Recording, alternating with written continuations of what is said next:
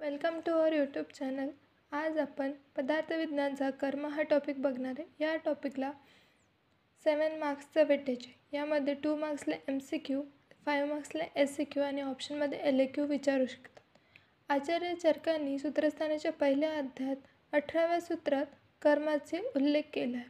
सामान्यमच विशेषमच गुणानं द्रव्यानी कर्मच समवायमच ततज्ञात्वा तंत्र उक्तम विधिमान स्थितः.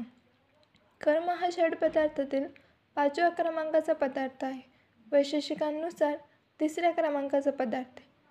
कर्माची निरुक्ती क्रियेते इति कर्म. जे कार्य केले जाते त्याला कर्म असे म्हणतात. क्रियविक्षेपे या धातूपासून कर्म शब्दाची निर्मिती झाली. कर्माची परिभाषा प्रयत्नादि कर्मचेष्टितम उच्यते. आचार्य चरकांनी सूत्रस्थानाच्या पहिल्या अध्यायात 49व्या सूत्रात कर्माची परिभाषा सांगितली. कोणतेही कार्य उत्पन्न होण्यापूर्वी प्रयत्नपूर्वक केलेल्या चेष्टापूर्वक हेतूला कर्म म्हणतात. प्रयत्न इत्यादी चेष्टेला कर्म म्हणतात. त्यानंतर संयोगाच्या विभागाचे कारणम द्रव्यमाश्रितम कर्तव्यस्य क्रियाकर्म कर्मण अन्यथा अपेक्षते. आचार्य चरकांनी सूत्रस्थानाच्या पहिल्या अध्यायात 51व्या सूत्रात कर्माचे वर्णन केले. संयोगाच्या विभागाचे कारण म्हणजेच काय? संयोग विभागाला जे कारणीभूत आहे. द्रव्यमाश्रितम जो द्रव्याच्या आश्रित आहे. कर्तव्यस्य क्रियाकर्म कर्तव्य विषयाची जी क्रिया आहे.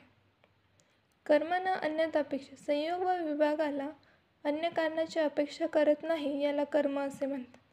त्यानंतर कर्माचे लक्षण एकद्रव्यम अगुणम संयोग विभागेषु अनपेक्ष कारणम इति कर्मलक्षण. जो एकाच द्रव्याच्या आश्रयाने असतो किंवा अगुणम म्हणजेच काय? कर्म हे अगुणवान आहे. हे वैशेषिक दर्शनकारांनी पहिल्या अध्यायात 17व्या सूत्रात वर्णन केले. त्यानंतर जो संयोग व विभागाला अनपेक्ष कारण आहे ही कर्माची लक्षणे आहे. त्यानंतर आचार्य तर्कसंग्रहकारांनी चलनात्मकम कर्म कर्म म्हणजे चलन किंवा हालचाल प्रकार. कर्माचे मुख्यतः 2 प्रकार पडतात. लौकिक अलौकिक. अलौकिकलाच आध्यात्मिक किंवा परलौकिक असे म्हटले जाते. लौकिक कर्म म्हणजेच काय? द्रव्याश्रित असतात.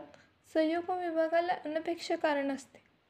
लौकिक कर्माचे पुन्हा 5 प्रकार प्रसारण आकुंचन विनमन उन्नमन तिर्यक गमनानी इति पंचचेष्टा. हे सांगितले डल्लनांनी. उत्क्षेपण अपक्षेपण प्रसारण आकुंचन गमनम इति कर्मानी हे सांगितलेले वैशेषिक दर्शनकारांनी. त्यानंतर लौकिक कर्माचा पहिला प्रकार उत्क्षेपण.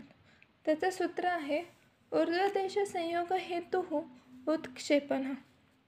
हे सूत्र दिले तर्कसंग्रहकारांनी. ऊर्ध्वदेशाशी ज्याचा संयोग होतो त्याला उत्क्षेपण म्हणतात. ऊर्ध्वदेशाशी संयोग होणाऱ्या कारणीभूत कर्माला उत्क्षेपण म्हणतात. उदाहरणार्थ वमन कर्म. तुम्हाला करिक्युलममध्ये सांगितलेलं आहे की पंचकर्म आणि शास्त्रकर्म याचे उदाहरण देऊन कर्माचे प्रकार वर्णन करा. तर पंचकर्मामध्ये वमन कर्म हे उत्क्षेपण या कर्माने घडते. त्यानंतर अपक्षेपण अधोदेश संयोग हेतु अपक्षेपण हे सांगितले तर्कसंग्रहकारांनी. अधोदेशाशी संयोग होणाऱ्या कारणीभूत कर्माला उत्क्षेपण म्हणतात. अपक्षेपण म्हणतात. उदाहरणार्थ विरेचन कर्म. विरेचन कर्मसुद्धा पंचकर्मातील एक कर्म आहे. त्यानंतर आकुंचन शरीर सन्निकृष्ट संयोग हेतु आकुंचन. तर्कसंग्रहकारांनी शरीर जवळच्या देशाशी संयोग होणाऱ्या हेतूला आकुंचन असे म्हणतात. उदाहरणार्थ हृदयाचे आकुंचन होणे. प्रसारण शरीर विप्रकृष्ट संयोग हेतु प्रसारण, विप्रकृष्ट म्हणजेच काय, दूर जाणे. शरीराचा दुसऱ्या देशाशी संयोग होणाऱ्या हेतूला प्रसारण असे म्हणतात. हृदयाच्या केंद्रापासून पेशी दूरवर असणे यालाच प्रसारण या कर्मामुळे हे घडवून येते. त्यानंतर 5th आहे गमन. उत्क्षेपण, अपक्षेपण, आकुंचन आणि प्रसारण यामध्ये ज्या क्रिया घडतात त्यांच्याशिवाय अजून अनेक क्रिया घडत असतात. त्या सर्व क्रिया गमन याच्यात जातात. अन्य सर्वम गमनम. वरील 4 कर्माशिवाय अन्य कर्म म्हणजे गमन होय. उदाहरणार्थ चालणे, ऊर्ध्वजलन, तिर्यक गमन. त्याच्यानंतर कर्माचा दुसरा प्रकार अलौकिक. अलौकिक म्हणजेच काय, आध्यात्मिक आणि परलौकिक. सत्यवृत्ताचे पालन करणे किंवा या कर्माचा उपयोग आयुर्वेद प्रयोजनासाठी होतो. स्वास्थ्यस्य स्वास्थ्यरक्षणम आतुरस्य विकारप्रशमनम च.